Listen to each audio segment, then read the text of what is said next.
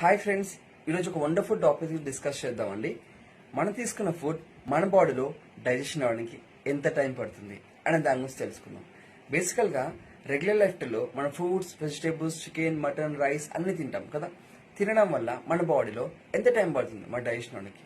ఒకవేళ కనుక మీరు తీసుకున్న ఫుడ్ కుక్ అవ్వనిది అయితే కనుక, లైక్ ఉడకనిది లేదంటే కర్రీ చేయనిది అయితే కనుక, fruits, vegetables 20 to 30 minutes time తీసుకుంటుంది డైజెషన్ అవడానికి. అదే ఫిష్ కావచ్చు లేదంటే ఎగ్స్ కావచ్చు, ఏదైతే ఇవి ఉంటాయి చూసారా, ఇవి వచ్చేసి 45 minutes టైం తీసుకుంటుంది. అదే ఫ్రై ఐటమ్స్ అనుకోండి, అవి మాత్రం 50 minutes టైం తీసుకుంటాయి. అండ్ అదేవిధంగా రైస్ కావచ్చు, బీన్స్ కావచ్చు, ఇవైతే కనుక 1 hour నుంచి 2 hours టైం తీసుకుంటుంది డైజెషన్ అవడం కోసం. మీకు ఒక విషయం తెలుసా, చికెన్ అయితే కనుక 1 to 2.5 hours టైం పడుతుంది డైజెషన్ అవడం కోసం. అండ్ అదేవిధంగా బీఫ్ అయితే లిటరల్లీ 3 to 4 hours టైం పడుతుంది.